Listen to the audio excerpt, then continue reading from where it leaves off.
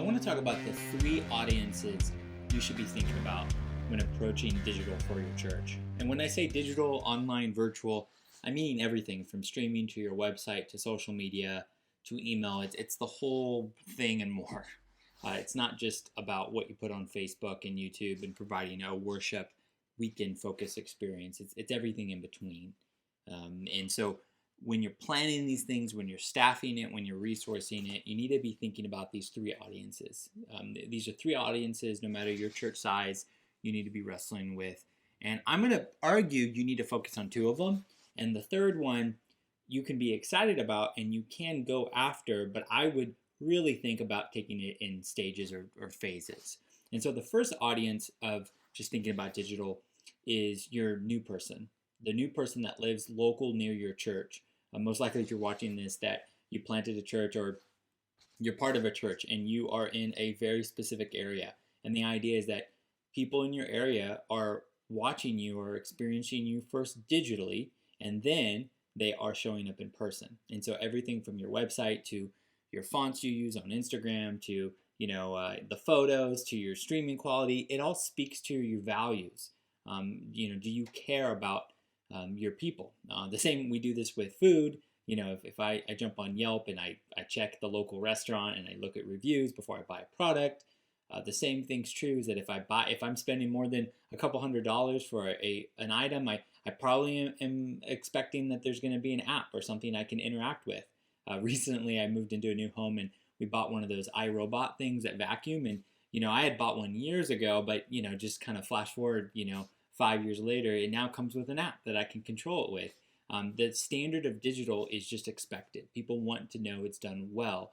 And your new people in your area are expecting all these things to work. They want to be able to reach out to you before they show up in person. They want to be able to check out your stream. They want to do things that are much more than just watch something. They actually want to see, do you care about kids? Can I see guidelines? I mean, these are all things you have to think about. I could take a passing look at your website and look at the fonts you're using. I could look at how many followers or likes you have on various platforms, and I could probably take a pretty good guess of the average medium age of your church. And so, if you're investing in Instagram, I'm going to say, you know what, I bet you have younger people on staff and you care about younger people. If you're bigger on Facebook, that might mean that you're really big church, or it might mean that most of your people are above 45. If you think about YouTube a lot, that might mean that you care about a younger demographic. And so these are all things that you need to think about. So digital done right isn't just for people that are beyond your borders, but it's really for new people, and it's important in your assimilation first impression strategy. The second audience is it's going to be engaged members, and I actually think this is one of the most overlooked categories or audiences when thinking about digital. A lot of times we get excited about the new person, but your core people, the people that are in a small group, they're giving, they're serving, they want a digital experience, and guess what? They're going to want to attend in person. And they're going to want to supplement at times. They may not be able to make it to an event, or they may not show up in person for whatever reason, and they want to be able to start and stop their experience, meaning they want to start in person and sometimes supplement online. And they see this not as two separate things, but they see it as an integrated thing. And the thought is, I want to be able to start a show on my phone, on Netflix, I want to finish it on my TV. That is becoming more normal, and it's not competitive to what you're doing in person. It complements it. It makes the experience better. It enhances the experience. And so the engaged member wants digital done right. They want to be able to get the printed version, but they want to also, log in and be able to get digital.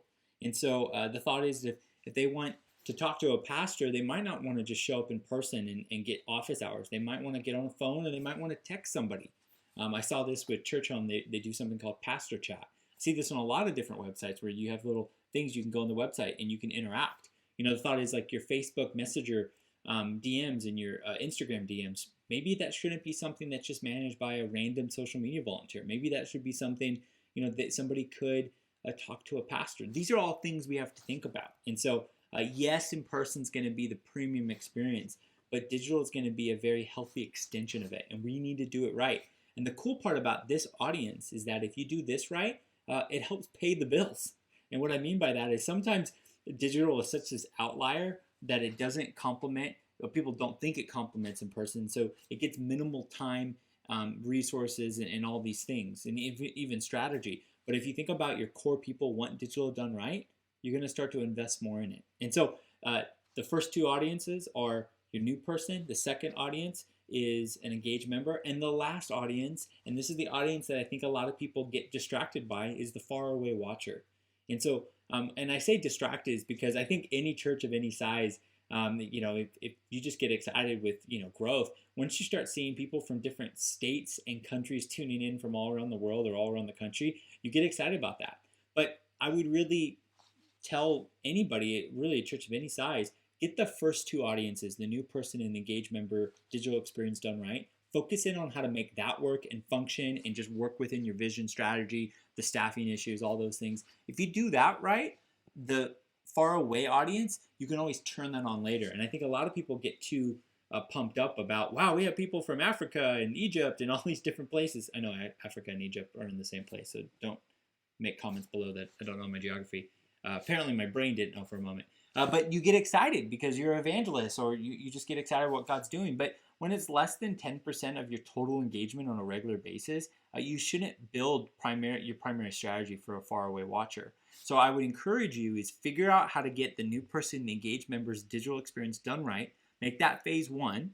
And then phase two, turn on the faraway watcher strategy. Think about what does it look like to launch maybe a house church strategy or something like that down the road. I don't think you should invest up front on that right away. Get the first two audiences done, then think about the faraway watcher. And these are the audiences that you should be thinking about when you're thinking about digital, because digital done right is going to influence all sorts of people. But if you zero in on the first person audience, the new person audience, and the engaged member, it will start to work. And then later you can figure out, what do we do with these people that are watching far away?